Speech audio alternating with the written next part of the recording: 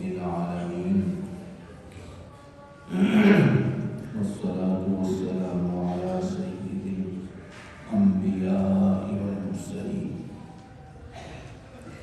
وعلى آله وأصحابه أجمعين أما بعد فأعوذ بالله من الشيطان الرجيم بسم الله الرحمن الرحيم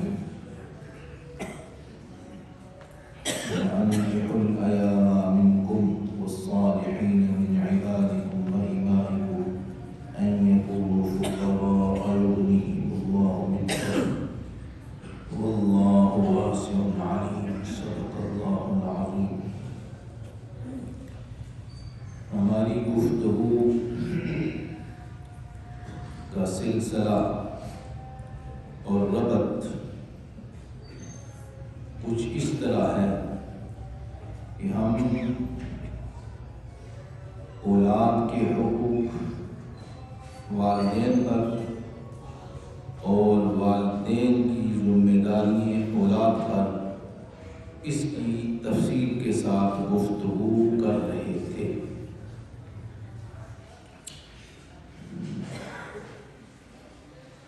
پھر دوبارہ عرض کروں، حقوق اور ذمہ داریاں یہ اللہ کی طرف سے لاگو ہوتی ہیں، اللہ کے رسول کی طرف سے لاگو ہوتی ہیں، اور ان کا تعلق براہ راست اللہ اور اس کے رسول کے ساتھ ہے. لہذا اگر کوئی حقوق پورے نہیں کرے گا تو وہ جس نے یہ ذمہ داریاں عائد کی ہیں، یہ پابندیاں لگائی ہیں، وہ ہم سے سوال کرے گا کہ یہ ذمہ داریاں اور حقوق ہم نے تمہیں دیے تھے، تم پر لاگو کیے تھے، تو آپ نے یہ ذمہ داریاں پوری نہیں کی، لہذا اس سوال کا جواب دو. اس لیے اپنی اپنی ذمہ داریاں کا خیال رکھیں، اپنے اپنے حقوق جو ہم پر عائد ہیں ان کو مد نظر رکھیں، ان کو پورا کر ہر درجہ پورا کرنے کی کوشش کریں. اس بارے میں کہ کیا حقوق ہیں، کیا ذمہ داریاں ہیں، یہ قرآن مجید اور احادیث مبارکہ میں تفصیل کے ساتھ ذکر ہو چکا ہے. جس کی جو ذمہ داری ہے وہ وہاں رجوع کرے اور تفصیل کے ساتھ پڑھے. اپنے پاس سے ذمہ داری عائد نہ کرے، اپنی من مرضی سے اپنے اوپر ذمہ داری لاگو نہ کرے، وہ پوری کرنی واجب نہیں ہے.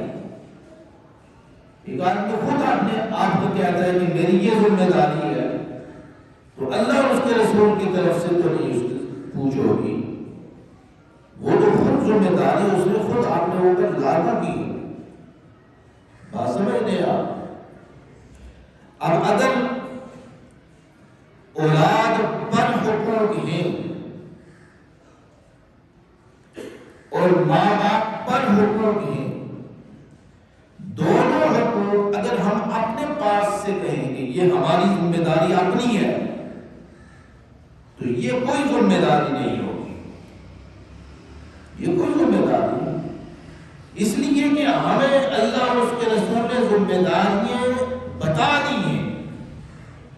اب والدین کی ذمہ داریاں کیا ہیں اولاد کے بارے میں، یہ تفصیل کے ساتھ ذکر ہے. اور اسی طرح اولاد پر ذمہ داریاں کیا ہیں اس کی تفصیل بھی قرآن و حدیث میں موجود ہے. لہذا یہ کہنا کہ اب والدین یہ کہیں کہ یہ اولاد میری ذمہ داری پوری نہیں کرتی، اب یہ دیکھا جائے گا کہ یہ ذمہ داری کون سی ذمہ داری ہے. کیا اس کے بارے میں اللہ اور اس کے رسول نے فرمایا ہے؟ اگر تو اللہ اور اس کے رسول نے حکم دیا ہے، پابند کیا ہے، تو پھر اولاد پر لازمی ہے کہ وہ اس ذمہ داری کو پورا کرے. اور اگر اللہ اور اس کے رسول نے یہ ذمہ داری اس پر اولاد پر عائد نہیں کی ہے تو والدین کا کوئی حق نہیں بنتا کہ اپنی جبر کر کے اپنے اولاد پر یہ ذمہ داری عائد کرے، اور پھر اس کے بعد اگر ذمہ داری پوری نہ ہو تو پھر کہے نہیں ہم تجھے ناراض نہیں، جاؤ میں زندگی بھر ناراض ہوں۔ میں نے پہلے بھی عرض کیا تھا کہ کئی ایک واقعات میری سماعت میں آئے ہیں کہ زندگی بھر کے لیے اولاد سے والدین ناراض ہو گئے اور پھر یہ کہتے پھرتے ہیں اللہ اس کے رسول کی نافرمان ہے، یہ اللہ اس کے رسول کی اولاد نافرمان ہے، میری اولاد اچھی نہیں نکلی ہے۔ اب دیکھنا یہ ہے کہ کس بارے میں اس نے نافرمانی کی ہے، کیا یہ نافرمانی اس نے اللہ اور اس کے رسول کی یعنی جو ذمہ داری دی تھی اس کے بارے میں اس نے نافرمانی کی؟ پھر ہاں ٹھیک ہے، کہہ سکتے ہیں کہ اولاد نافرمان ہے، اور وہ حق کیسا حق ہے؟ یہ براہ راست وہ حق اللہ اور اس کے رسول کی طرف متوجہ ہوگا، اور اگر اللہ اور اس کے رسول کی طرف سے اولاد پر یہ ذمہ داری عائد ہوتی تھی تو پھر واقعی وہ اپنے والدین کا نافرمان ہے، اور اگر اللہ اور اس کے رسول نے اس کے بارے میں نہیں فرمایا تھا تو پھر وہ قطعاً اولاد کوئی ذمہ دار نہیں ہے۔ ہاں اچھی بات ہے، اس نے ضرور کرنا چاہیے۔ پہلے بھی عرض کیا اللہ تعالیٰ نے ایسا لفظ قرآن مجید میں ارشاد فرمایا کہ جتنی بھی شریعتیں ہیں، جتنے بھی مذاہب ہیں، سب کا احاطہ کرتا ہے۔ کیا؟ والدین کے ساتھ حسن سلوک کرو۔ اب حسن سلوک میں کیا آتا ہے؟ اچھے سلوک، یعنی اچھی عادتیں کرو، والدین کے ساتھ اچھا برتاؤ کرو۔ اب یہ ہر مذہب، ہر جو ملت ہے، سب جانتے ہیں کہ دوسرے کے ساتھ ہم اچھا سلوک کیسے کیا جائے۔ بڑی بڑی کتابیں پڑھی ہیں حقوق کی، انسانی حقوق کے، فلاں کے حقوق کے، فلاں کے حقوق کے۔ اسی طرح قرآن مجید میں بھی یہ سارے کے سارے حقوق بیان ہوئے ہیں۔ میں پہلے بھی ایک عرض کیا تھا کہ ایک آدمی آیا، اس نے کہا کہ میرا مالک مجھ سے ناراض ہے، اور وہ اسی معاملے میں وہ یہ پریشان تھا، سخت پریشان تھا، اور اس کا معاملہ کیا تھا؟ میرا غالباً یہی تھا کہ اس نے اس کی مرضی سے شادی نہیں کی تھی یا کیا، اس طرح کا کوئی معاملہ تھا، تفصیل کے ساتھ تو میں نے پوچھ سکا، لیکن یہ کہتا تھا کہ میرا والد کئی سالوں سے ناراض ہے۔ حد ہو گئی یار، کیسی باتیں کرتے ہیں؟ اللہ اور اس کے رسول کی طرف سے جو چیز ہم پر عائد ہے وہی ہماری ذمہ داری ہے، دوسری کوئی ذمہ داری نہیں ہے۔ اس طرح پھر جو ہے بغیر یعنی کوئی تک نہیں بنتی تو اولاد سے اتنے وہ لگا کر بیٹھ جاتے ہیں، امیدیں لگا کر بیٹھ جاتے ہیں کہ ہماری غلام ہے، اولاد جو ہماری غلام ہے، ہماری پراپرٹی ہے، جو چاہے کرتے پھرے۔ سب سے پہلے اس پر اولاد پر ہو یا والدین ہو، اللہ اور اس کے رسول کا حق لاگو ہوتا ہے، اس کے بعد دوسرا۔ اسی طرح جو والدین ہیں ان پر جو حقوق لاگو ہوتے ہیں اولاد کے بارے میں، وہ کس کے ہیں؟ جو اللہ اور اس کے رسول نے فرمائے، اور جو اللہ اور اس کے رسول نے نہیں فرمائے تو والدین کے لیے کوئی حق نہیں ہے کہ اولاد کی وہ مراد پوری کرے۔ ہاں کریں، اچھی بات ہے، اس نے سلوک ہے یہ بھی، لیکن لازمی نہیں ہے۔ اب لازمی کہاں سے پتہ چلے گا؟ یہ قرآن اور حدیث سے پتہ چلے گا، جو تفصیل کے ساتھ ذکر ہے اس کی طرف رجوع کیا جائے۔ لہذا ایک قاعدہ اور کلیہ اور ایک قانون اور ایک ضابطہ بس یہ آپ پکڑ لیں کہ جو حق والدین پر ہے اولاد کے بارے میں وہی ہے جو اللہ اور اس کے رسول نے فرمایا ہے، اسی کے بارے میں کہہ سکتے ہیں کہ اس نے لاپرواہی کی ہے۔ اور اسی طرح والدین کے حق اولاد پر، اولاد کے حق والدین پر، دونوں کے بارے میں یہی ہے جو اللہ اور اس کے رسول نے حقوق لاگو کیے ہیں۔ اگر وہ حق ادا نہ کیے تو پھر والدین کو بھی کہیں گے کہ یہ اللہ اور اس کے رسول کا نافرمان ہے، پھر اولاد کو بھی کہیں گے کہ یہ اللہ اور اس کے رسول کی نافرمان ہے، اور اور اپنے والدین کی نافرمان ہے. لہٰذا بے جا سختی نہ کیا کریں، بے جا تشدد نہ کیا کریں. باہمی محبت ہے. اور ہماری اولاد اگر ہماری سختی کی وجہ سے ہمارے دائرے سے باہر نکل جائے تو کیا فائدہ ہوگا؟ اللہ اور اس کے رسول نے تو اس کے جب وہ بچہ بالغ ہو جاتا ہے، اللہ اور اس کے رسول کی طرف اس کے حقوق براہ راست عائد ہوتے ہیں. اس کی نماز پڑھ تو، زکات ادا کر تو، حج کر تو، باہمی تعلق ٹھیک کر، اپنے والدین کے ساتھ حسن سلوک کر تو، تجارت کر تو، حلال مال کما، اپنا گھر بنا. یہ سارے کے سارے اللہ اور اس کے رسول کی طرف جو اس پر عائد ہوتے ہیں. اور بے جا سختی کر کے نہیں تو میری اولاد ہے لہذا بغیر کسی حدود کے تجھ پر میری ذمہ داری ہے، نہیں، یہ نہیں ہو سکتا. لہذا اپنی ذمہ داری کی جو حدیں ہیں وہ اللہ اور اس کے رسول نے حد جو قائم کی ہے وہی ہے، وہی ریڈ لائن ہے، اس سے آگے کچھ بھی نہیں ہے. لہذا یہ نہ کہیں کہ یہ اولاد نافرمان ہو گئی ہے اور اولاد کہے کہ والدین نے ہمارے لیے کچھ نہیں کیا. نہیں، وہی ہے جو اللہ اور اس کے رسول نے حکم دیا، بس یہ قاعدہ اور کلیہ ہے. اللہ تعالیٰ عمل کرنے کی توفیق عطا فرمائے. اس کے بعد یہ ہمارے حقوق تھے اس کے، اولاد کے اور والدین کے. اب اس کے بعد حقوق کی زوجین، میاں اور بیوی کے حقوق، میاں اور بیوی کے حقوق، اس پر ہم تفصیل کے ساتھ انشاءاللہ گفتگو کریں گے. اسلام سے پہلے یہ بات یاد رکھیں، اسلام سے پہلے مذاہب میں مرد کے ازواجی جو تعلقات تھے، عورت کے ساتھ جو تعلقات تھے، اس میں یہ سمجھا جاتا تھا، ذہن میں یہ بات تھی کہ یہ روحانی ترقی کے جو مدارج ہیں ان میں عورت کے ساتھ تعلق قائم کرنا یہ ممانعت ہے، رکاوٹ ہے.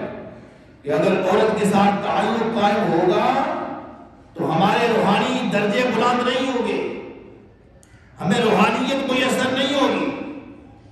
اور اسی طرح اس میں بہت سے مذاہب تھے، بدھ مذہب تھا، جین تھا، جوگی تھے، سادھو، اس طرح کے عالمی بہت سے، یہ ہندوؤں کے مذہب ہے. اور اسی طرح عیسائی مذہب ہے، اس میں تجرد یعنی صرف خود رہنا، عورت کے ساتھ تعلق نہ رکھنا، یہ سارے کے سارے اس نظریے کے پیروکار تھے کہ اگر ہم عورت کے ساتھ تعلق رکھا تو ہماری روحانی درجے جو ہے وہ گر جائیں گے، بلند نہیں ہوں گے. اسلام نے ان تمام نظریات کو باطل قرار دے دیا. اسلام نے ان تمام نظریات کو باطل قرار دے دیا اور پھر ارشاد فرمایا کہ زوجین، میاں اور بیوی، میاں اور بیوی، زوجین.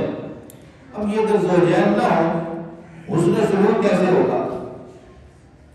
اگر زوجین نہ ہو تو اچھا معاملہ کیسے ہوگا؟ حسن اخلاق کیسے ہوں گے؟ کسی کا شوہر نہ ہو، کسی کی بیوی نہ ہو، باپ نہ ہوگا، ماں نہ ہوگی، بھائی نہ ہوگا، بہن نہ ہوگا. یہ سارے کے راز، سارے رشتے جو ہیں یہ دو تعلقات کی وجہ سے بنتے ہیں. یہ ورنہ ہر رشتہ اور ناطہ ختم ہو جاتا ہے. تو اس کی بنیاد مرد عورت کا باہم تعلق ہے. اسلام نے بڑے خوبصورت انداز سے اس کو ذکر فرمایا، بڑے خوبصورت انداز سے ذکر فرمایا. اب یہ ارشاد فرمایا کہ تمہارا یہ تعلق مرد اور عورت کے ساتھ یہ کیسا ہونا چاہیے؟ فرمایا فانکحوا الایام منکم، فرمایا جن کے نکاح نہیں ہوئے ان کے نکاح کرو. قرآن مجید ہے فانکحوا الایام منکم والصالحین من عبادکم وإمائکم ان یکونوا فقراء یغنیہم اللہ من فضلہ. دیکھیں آیت مبارکہ جو تفسیر ہم آگے چل کر بیان کریں گے. ارشاد فرمایا کہ جو جن کے نکاح نہیں ہوئے ان کے نکاح کرو. اب عورت کے ساتھ ہمارا تعلق، مرد کا تعلق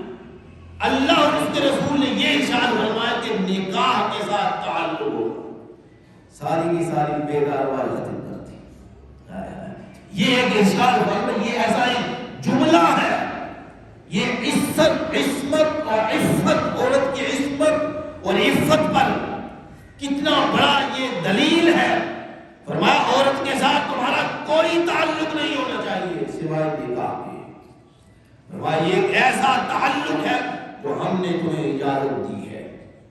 پھر آگے چل کے ارشاد فرمایا نکاح کر دو، جو نیک ڈھونڈ کے بھی کرو، من عبادکم و ایمائکم، اگر تمہارے پاس لونیاں اور غلام ہیں ان کے بھی نکاح کرو. ان یکونوا فقراء، ماں تم یہ کہتے ہو کہ ہم فقیر ہیں. کیا بات، ابھی بات چیت ہمارے پاس پیسے نہیں ہیں، ہم فقیر ہیں، ہمارے پاس پیسے نہیں ہیں، دولت نہیں ہے، ابھی شادی نہیں کریں گے. فرمایا نہیں، یہ بات نہ کرو. ان یکونوا یغنیہم اللہ من فضلہ، اللہ اپنے فضل سے تمہیں غنی کر دے گا. فرمایا نکاح کرو، نکاح کے ساتھ اللہ اپنے فضل سے تمہیں غنی کر دے گا. یہ نہ سوچو کہ ہم فقیر ہیں، یہ نہ سوچو کہ ہمارے پاس دولت نہیں ہے، یہ نہ سوچو ہمارے ساتھ کوئی شے، ہمارے پاس کوئی چیز نہیں ہے. فرمایا نہیں، جب یہ تعلق قائم ہوگا اس کا نکاح کا، فرمایا اللہ تمہیں غنی کر دے گا. بڑی اہم بات ہے یہ، ایک دوسرے سے نسبت ہوتی ہے. ایک اگر غریب ہے دوسرا امیر ہے، باہم آپس میں ملیں گے تو غنی ہو جائے گا دوسرا. ایک غریب ہے ایک امیر ہے، باہم تجارت کریں گے غنی ہو جائے گا. اللہ تعالیٰ نے ان تعلقات کو بڑی اہمیت دی ہے. اس کو ہم توڑنے پہ جلدی توڑنے پہ تلے ہوئے ہوتے ہیں. یہ اللہ نے ایک دوسرے سے نسبت قائم کرنا، ایک دوسرے سے تعلق رکھنا، ایک دوسرے سے تجارت کرنا، یہ ساری کی ساری ایسی چیزیں ہیں کہ اللہ نے باہمی اس میں محبت رکھی ہے، مودت رکھی ہے، رحمت رکھی ہے. اللہ نے یہ تعلق قائم کیے ہیں کہ بالکل جو غریب ہے بالکل غریب نہ رہ جائے، اور جو بالکل بہت زیادہ امیر ہے وہ بہت زیادہ امیر نہ رہ جائے. فرمایا آپس میں تعلقات قائم کرو تاکہ جو غریب ہے وہ بھی امیر ہو جائے، اور جو امیر ہے فرمایا اس کا حصہ، یعنی فقیر کا حصہ اس کے مال میں ہے، وہ اسے دے گا تو اس کا بھی کام بن جائے گا اور اس کی روزی بھی اچھی ہو جائے گی. یہ باہمی جو تعلقات ہیں اللہ اور اس کے رسول نے اس کو بہت اہمیت دی ہے. آپ کو پتہ ہے نہیں پتہ، یہ معلوم ہونا چاہیے کہ جو مدینہ شریف ہجرت کر کے سب سے پہلا جو کام، سب سے پہلے کاموں میں سے جو کام کیا گیا تھا وہ ایک دوسرے کے ساتھ کیا تعلق کے لیے، یعنی ایک دوسرے کے ساتھ مواخات سے کہتے ہیں، ایک دوسرے کا بھائی بنایا گیا تھا.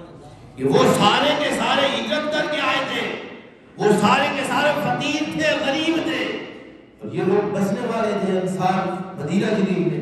اور آپ صلی اللہ علیہ وسلم نے ان کی آپس میں دوستی کروا دی، بھائی بنا دیا. اب اس کی تجارت بھی ہو گئی، اس کا مال اس کا مال بھی ہو گیا. یہ آپس میں تعلقات جو ہے اس کی شریعت نے بہت اہمیت دی ہے. اللہ تعالیٰ